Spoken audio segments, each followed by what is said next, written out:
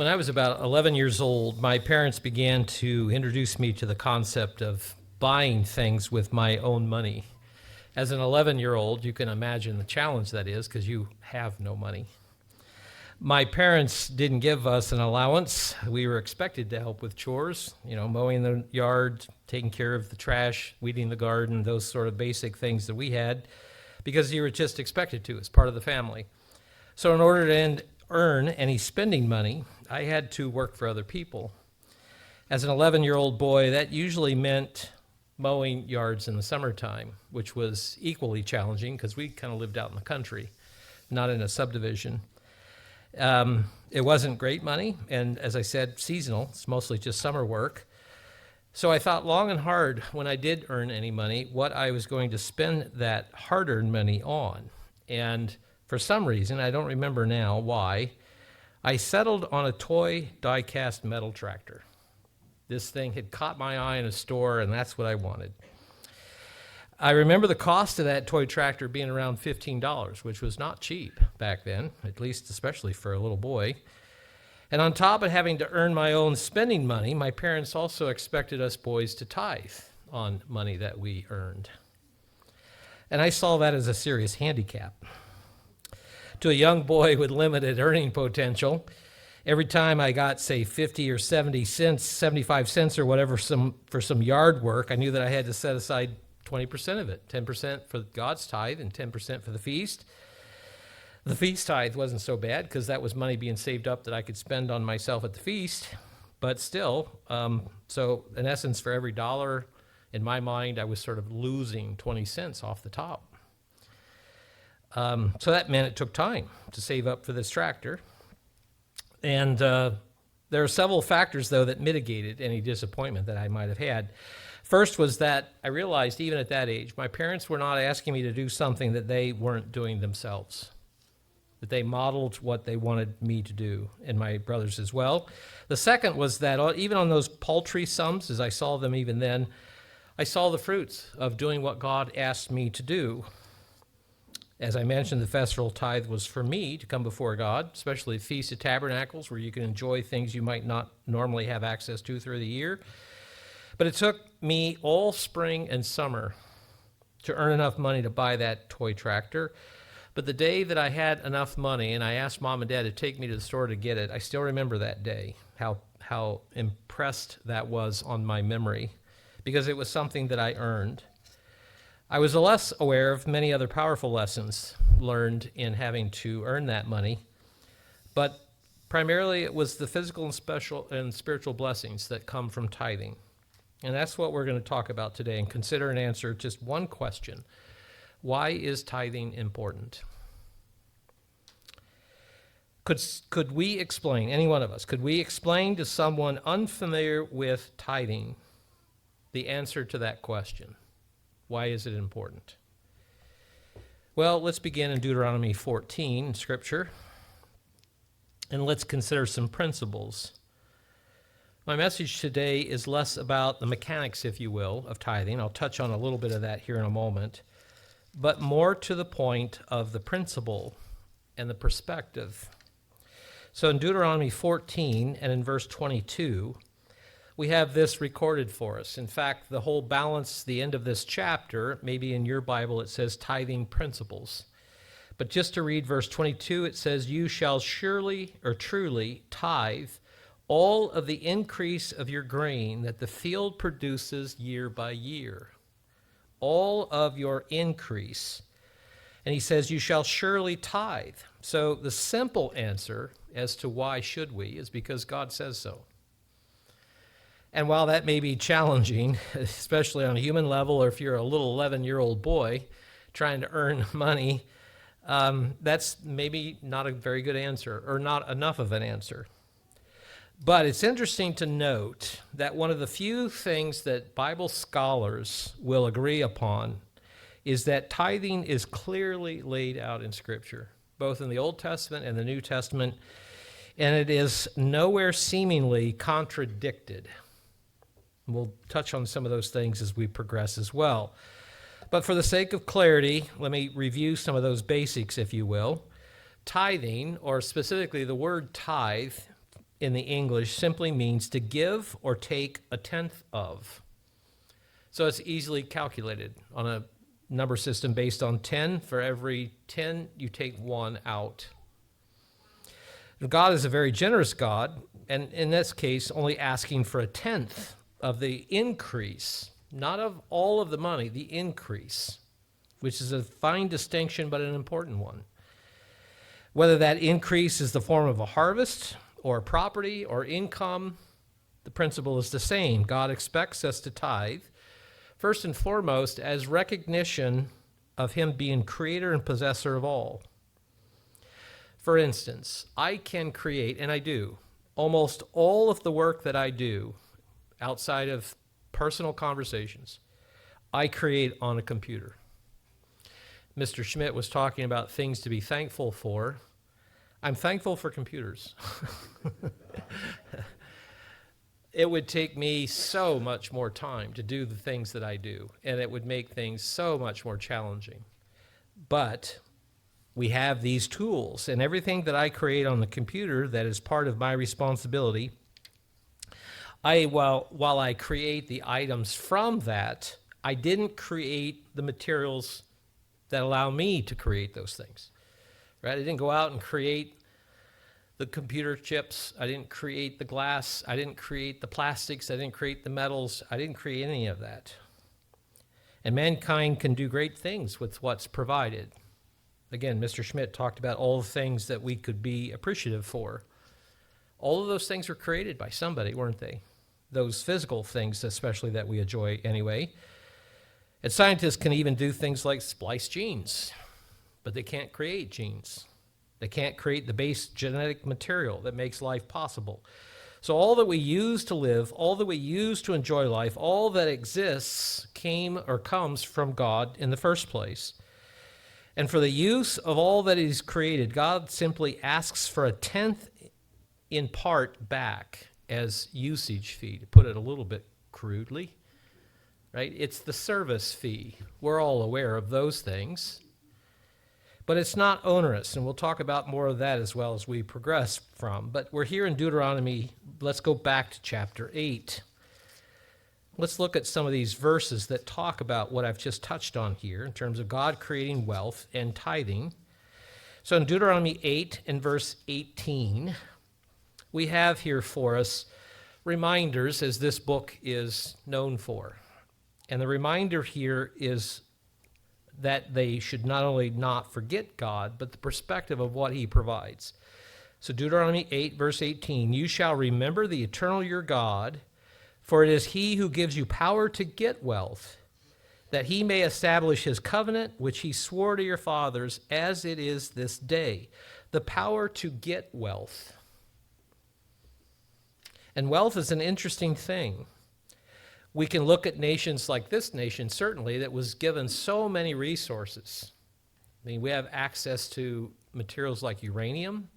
We have metals, aluminum, steel, copper, iron, that many parts of the world don't have access to in the same way. We have one of the highest percentages of fresh water in the world contained within this nation. So many resources that you can generate and use to create wealth. But that's not just the only way, isn't it? There are nations like Saudi Arabia before the 1930s. There wasn't anything there but a lot of sand. And then they discovered oil. Right? So wealth is there. Wealth is often there when even we don't know it. God says, I'm the one that gives you the ability to create these things and use it. And so by extension then, the act of tithing, we are in effect worshiping God. And to the point of this time of year here in this country, we should be reminded to be thankful for these things. We acknowledge God as the source of our existence. We acknowledge his providence and his blessings that he gives us. For the sake of time today, if you want to just write in your notes, a couple of verses I'll reference here to you. One of my favorite is Haggai 2, verse 8, where God simply says, the gold is mine, the gold and silver is mine. That's straight wealth, isn't it? If somebody gave you a bar of gold, you would know exactly what that's worth. A lot. that you could exchange it directly for things, can't you? You take it somewhere and sell it. It can be used in many ways. Exodus 19, verses 5 to 6 is very similar, but God expands it out and he says, the earth is mine. Everything that we have, everything that we know of, God created. And then even in Psalm 50, verses 7 through 11, a longer discourse there is simply the same point where God says in summary, all is mine, everything is mine. And in selecting Israel to be a model nation, when he first began to work with them, what God had hoped to accomplish was to show them directly, in part, lasting blessings come through obedience, and that through obedience they could begin to take on his holiness. They were to be the example of that to the world around them. But that holiness is an interesting aspect, so let's look at that in Leviticus 27. And let me sort of skip ahead and just simply say, have you ever thought about your tithes as being holy? In Leviticus 27 and verse 30, we have this recorded for us.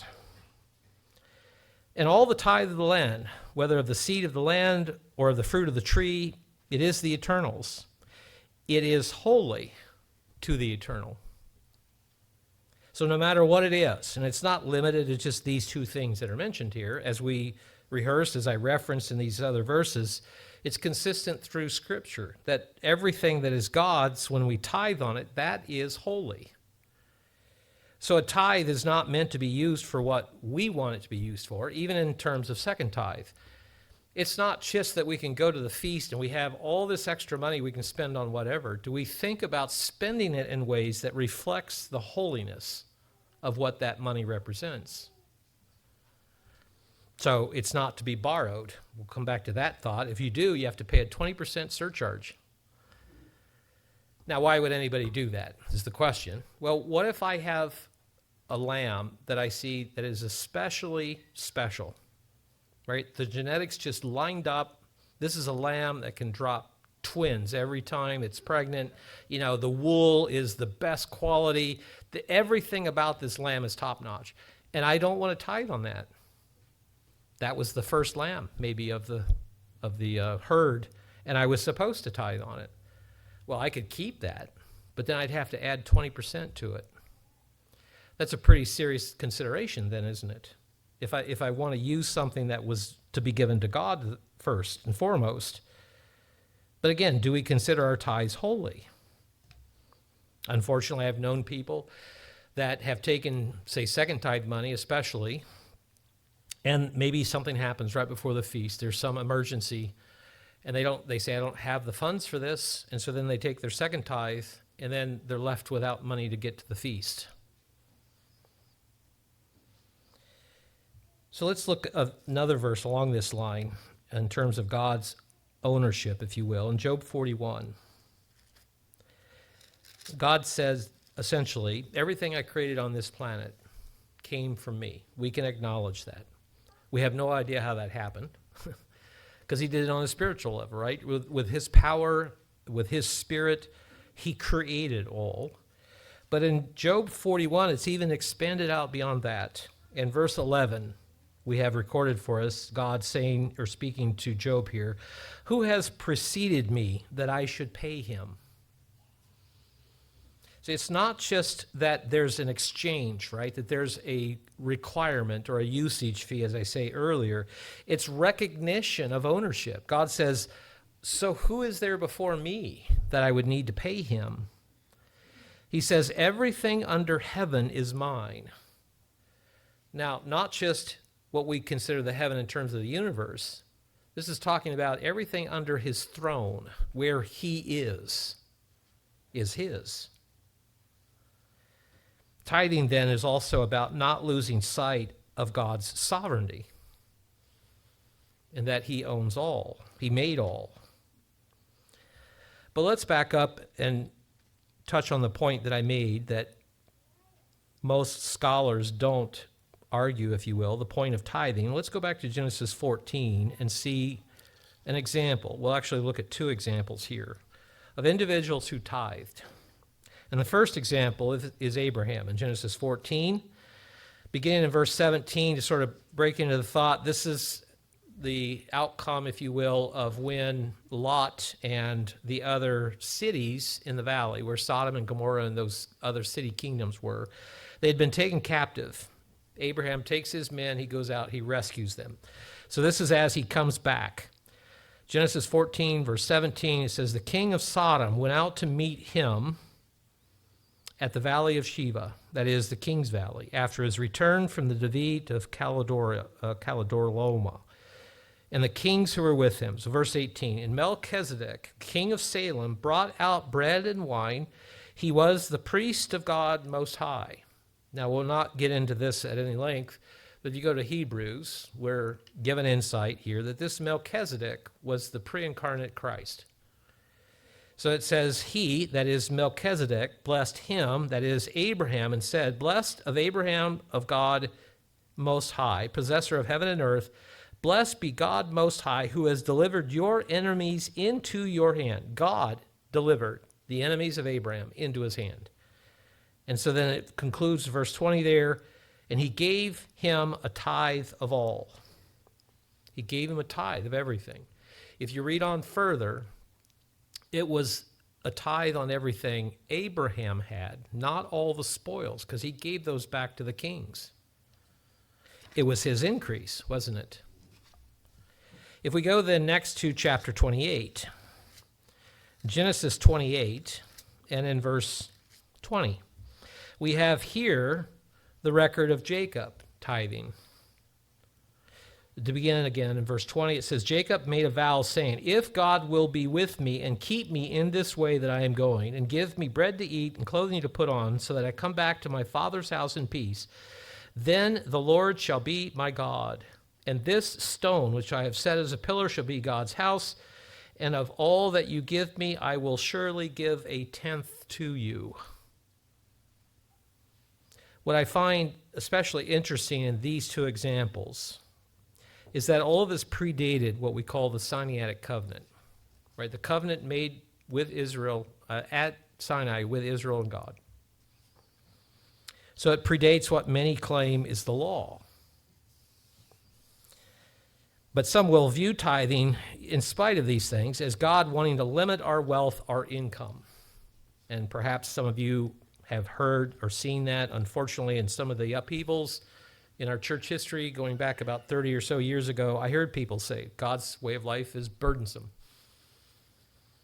And I even had interaction with a family many, many years ago in another part of the country who had left during that time. And in the course of leaving, one of the things they forsook was tithing.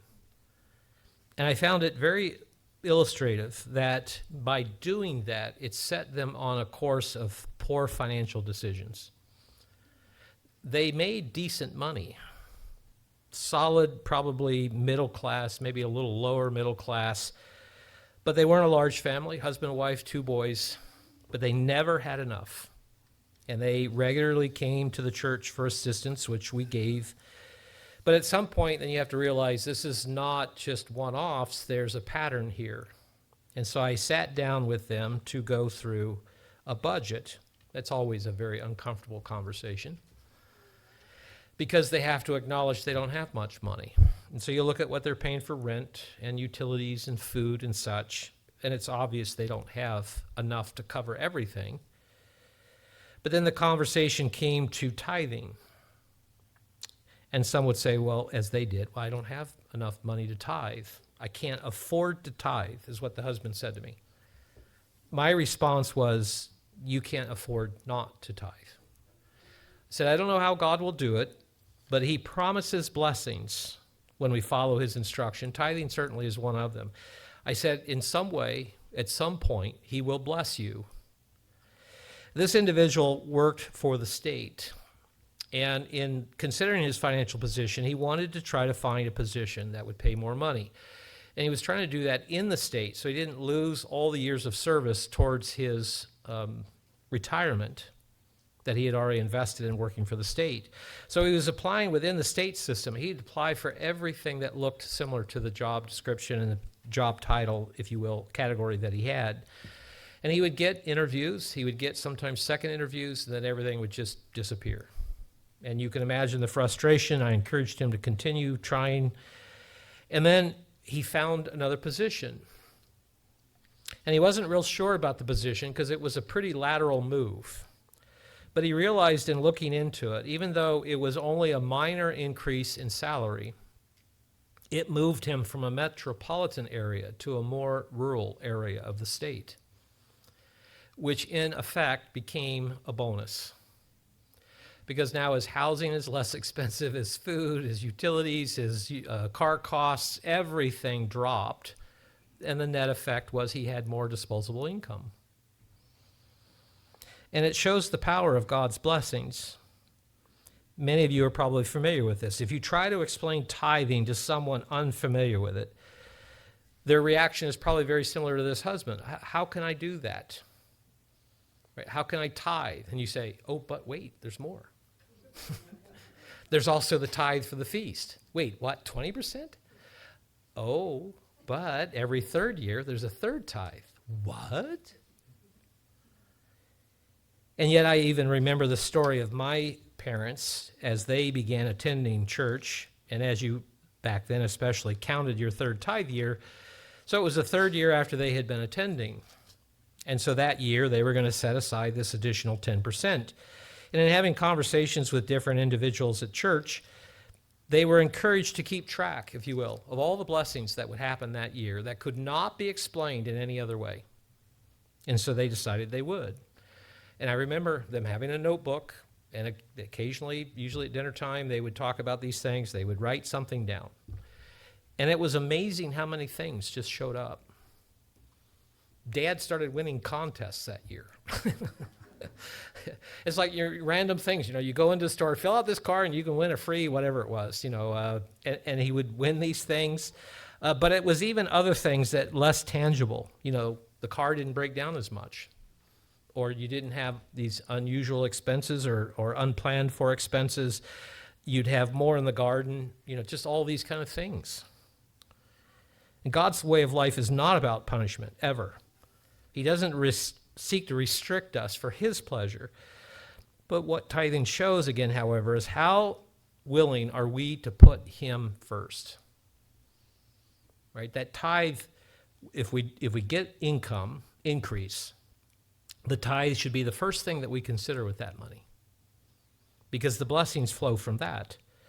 And again, I saw those blessings. We're spoiled. Another blessing we have is with the advance of technology. Cars are much more dependable now than they were 50 years ago. I still remember before the Feast of Tabernacles, and they drove much further distances back then, 1,000 miles or more. There would be work parties. All the men would bring their cars. They would gather at somebody's house. They would pull up in the yard. Everybody would get out their tools, and they would grease bearings, and they would change oil, and they would do a tune-up, all these various things, because you didn't know what you'd have along the way. And actually, I remember a lot of people bought certain cars because they knew if they were traveling and it broke down, those were very common cars they could go to the junkyards and get parts for, because even parts stores were not as common back then.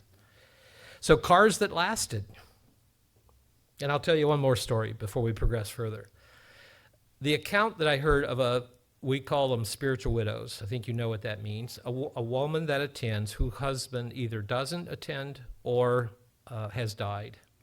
In this case, this woman had a husband who was very antagonistic against the church.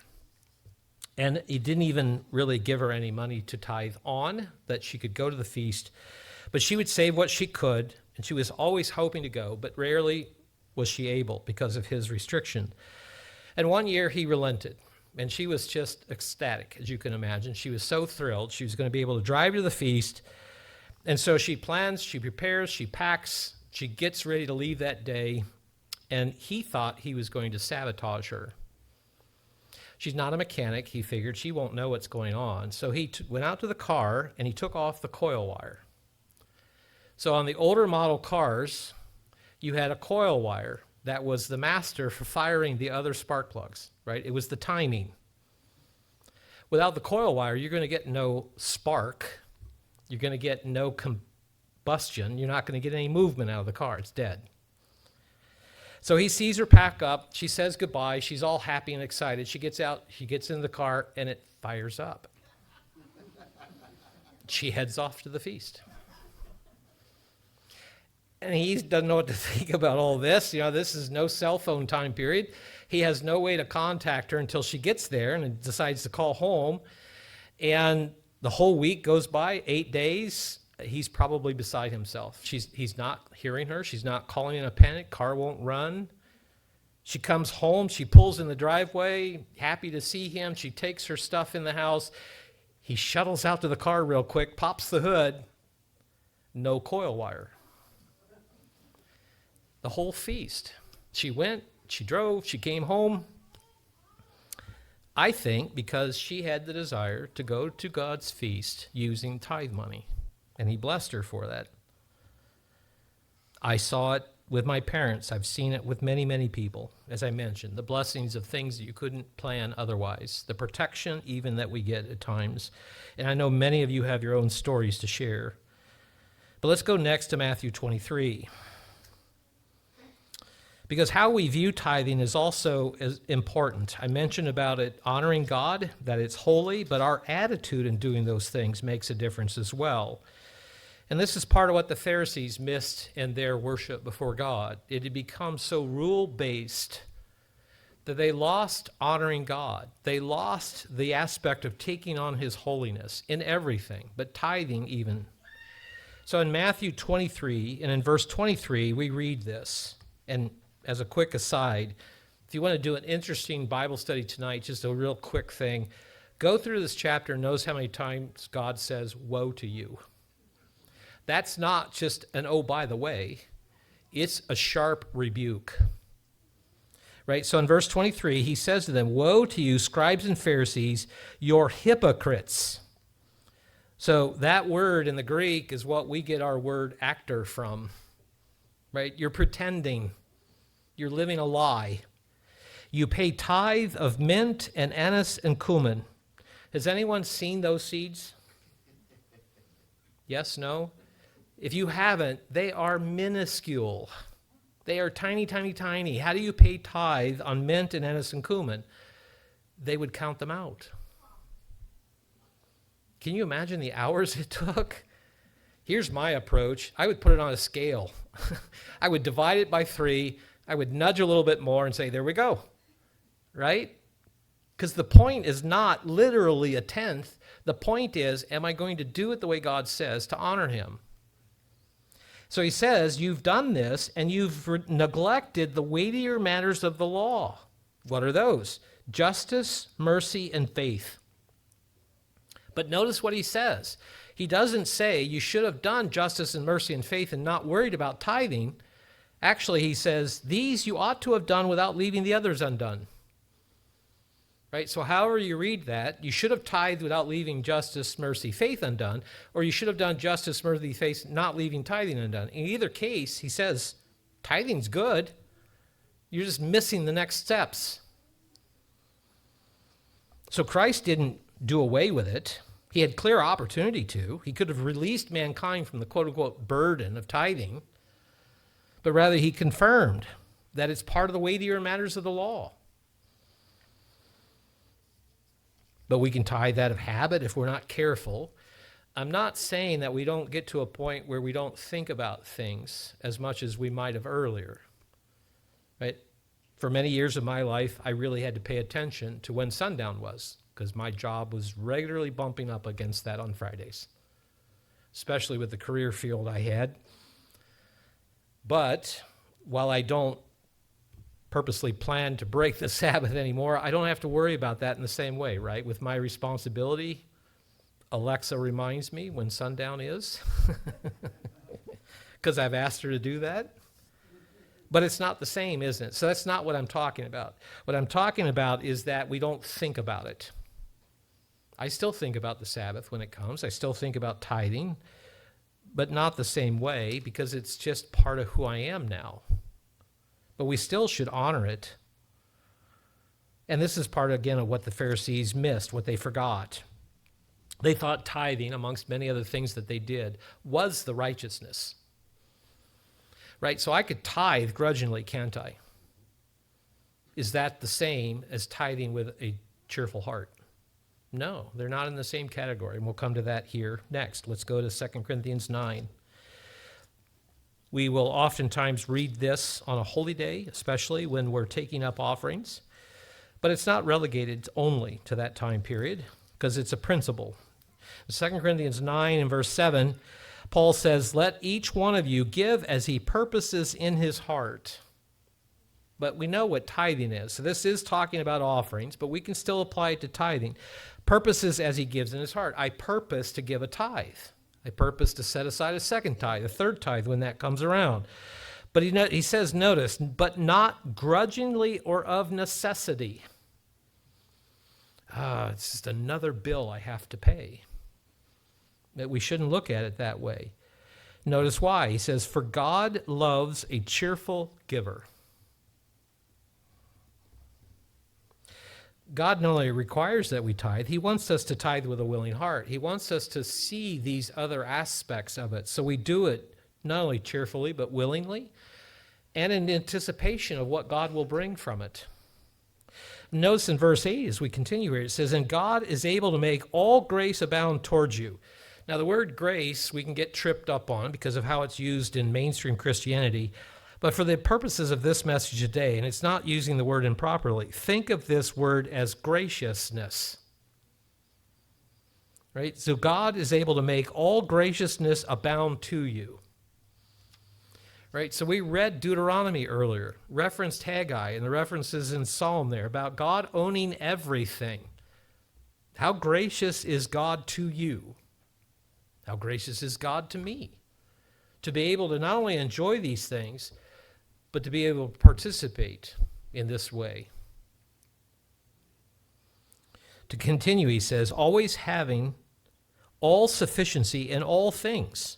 And I have to say, in the times, even when I was unemployed and we didn't know when I was going to have a paycheck next, as I was feverishly sending out resume after resume, many, many times in my career, we never starved. The bills got paid somehow. Things still were taken care of. Always having sufficiency in all things may have an abundance in every good work. And then especially in those moments, then to reflect on these principles and to realize what I was learning even beyond tithing, aspects again of God's holiness, faithfulness, his blessings, and so many things. Let me read to you next an excerpt from our fundamental belief statement on tithing. We say this: we believe in tithing as a way of honoring God with our sustenance and as a means of serving him in the preaching of the gospel, the care of the church, attending festivals, and helping the needy.